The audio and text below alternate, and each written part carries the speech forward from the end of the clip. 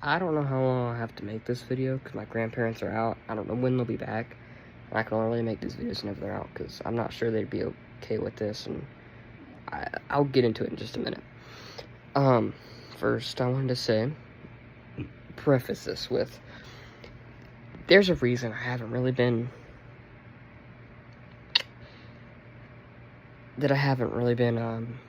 posting a lot. And I mean, to be fair, I didn't post a lot in the beginning, but I just figured I'd tell someone also, because I don't have many people to talk to about this. One is I've been fighting it's related to porn. It's very related. And, it's basically porn. I don't want to get into it. But I will congratulate myself. I've only started challenging myself 3 days ago, but every day I haven't watched a video.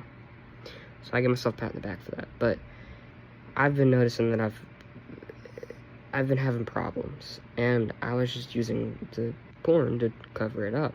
And I've had some serious mental health problems. I've had suicidal thoughts recently. I even thought about planning one, and I stopped myself. It's been rough. I've most likely had depression, and I'm pretty sure I've got PTSD, and I don't know, whatever else you want to throw at it, honestly. I've probably got a lot wrong. So, this isn't a very long video. It's a short and sweet one compared to my usual about 10-minute rants.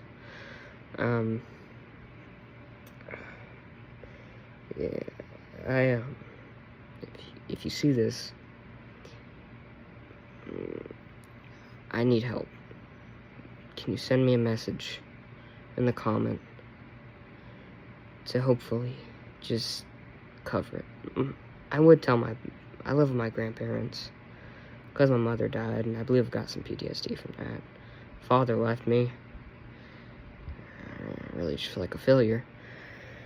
But I live with my grandparents right now, and I don't think they understand mental health. And I've tried explaining a fraction of it just to slightly open up, test the waters. And it hasn't gone well at all. They've gotten angry, other things. So, this is just my note. There's a big double standard when people say, oh, be nice to somebody, you don't know what they're going through, depression is hard. And I'm sure a lot of people have covered this. And then after that, and then nobody takes that, I feel like. I feel like people treat people like a lot of garbage. Granted, there has been a pretty good movement for mental health. And, but if you don't see a post from me in another while, I promise I'll make an update on this. But if you don't see a post from me for the foreseeable future,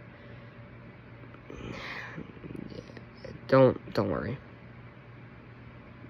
I might end up my hope is that my grandparents, they seem actually like they're starting to be a little bit concerned about me. Because I'm starting to actually make it visible that I'm having problems. And I haven't really told them, I've just made signs. Because I've asked them to go to therapy. And they say they will, and then we don't. And it's so hard. And it's not out of they forget, it's usually they just don't want to. Because they think it's like a waste of money or something.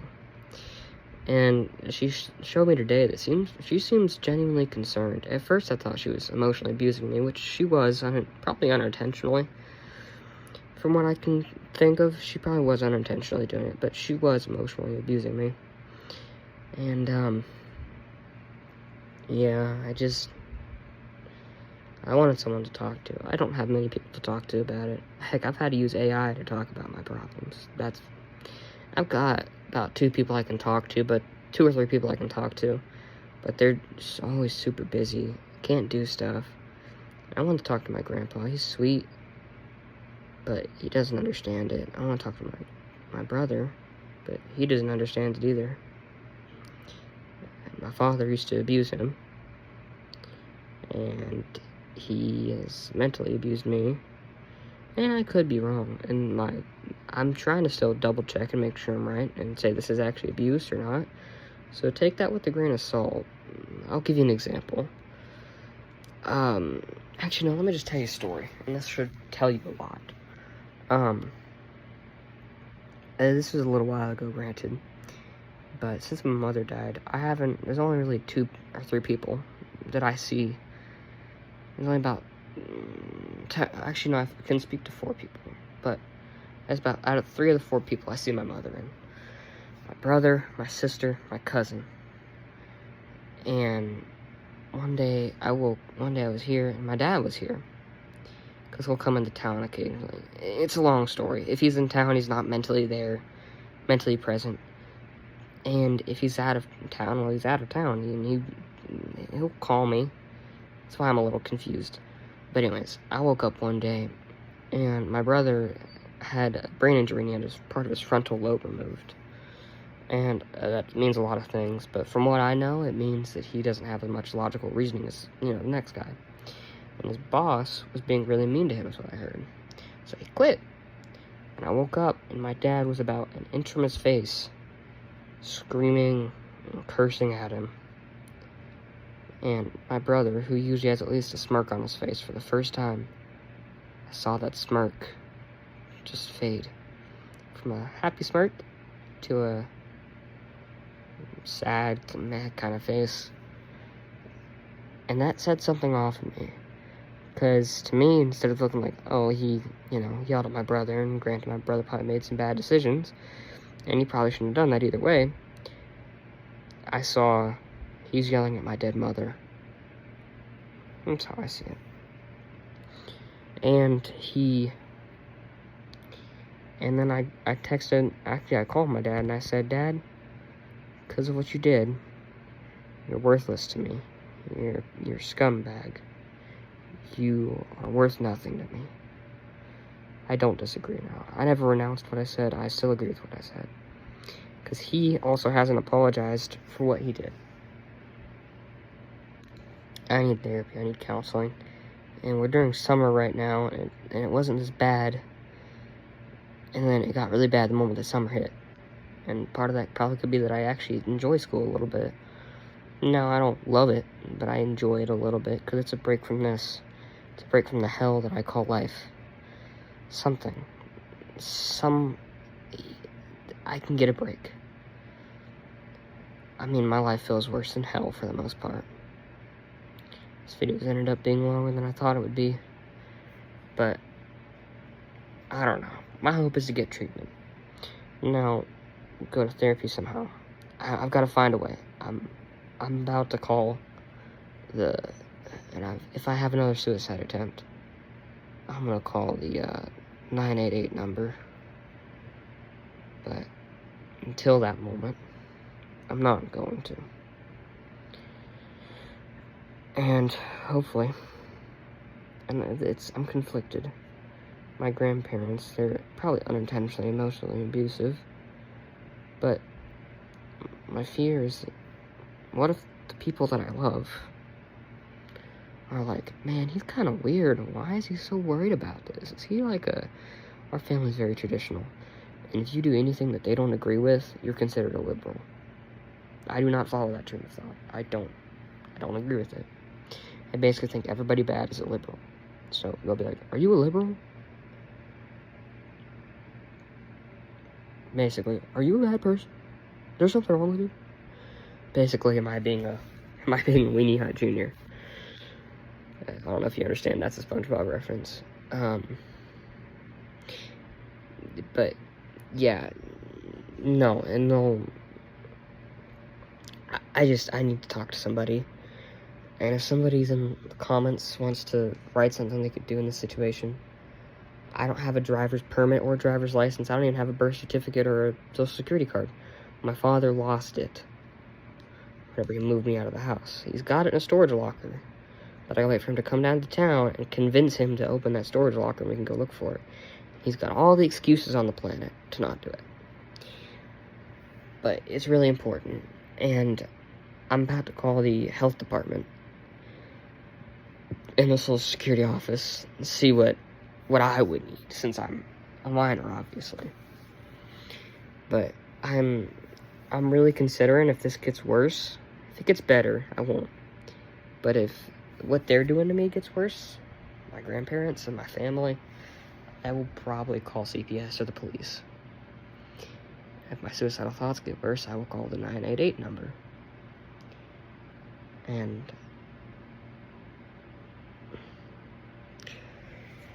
be nice to somebody today. I take that as your challenge. Whenever you see this, be nice to somebody today.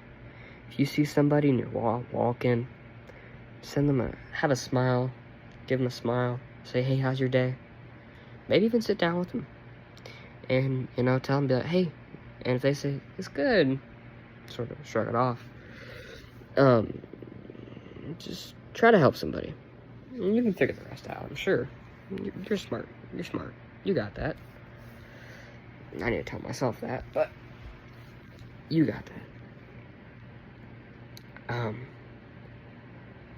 Love yourself a little bit. Take some time each day. Show yourself a little bit of love.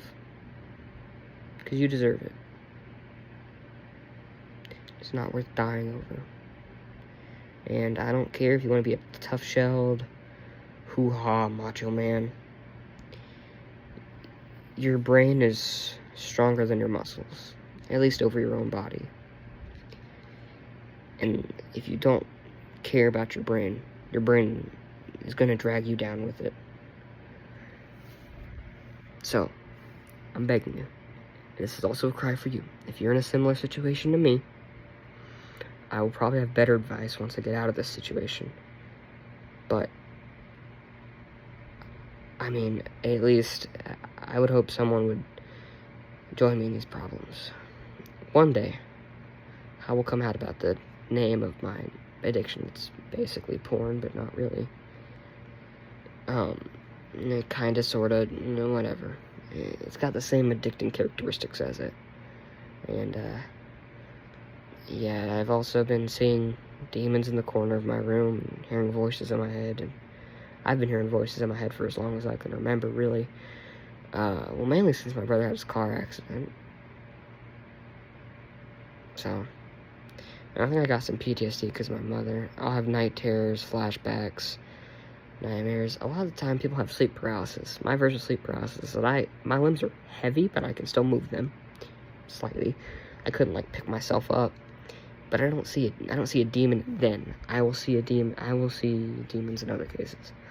But then what I see is it's like someone's etched a screen into my eyes.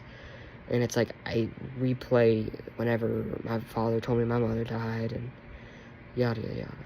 The hardest part is my father used to be very nice to me, and he used to be probably about 6 months after, so half a year after my mother died, that half a year period, it was just me and him against the world. Then he got a girl. Yeah, it was a little early for me, but whatever.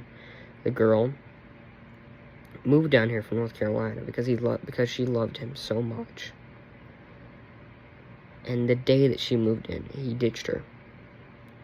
Because he was having relations with another girl. Now, you might see why I say my father is a scumbag. Because he is. He's pretty worthless in my books. He's yelled at my brother. And that makes anyone worthless. I mean, at the moment someone assaults my brother, I'm out for blood. That sounds so stupid. It sounds so stupid, but it's true. I love him so much. It's hard to open up about this, even on looking at my phone screen. It's still hard to open up about this.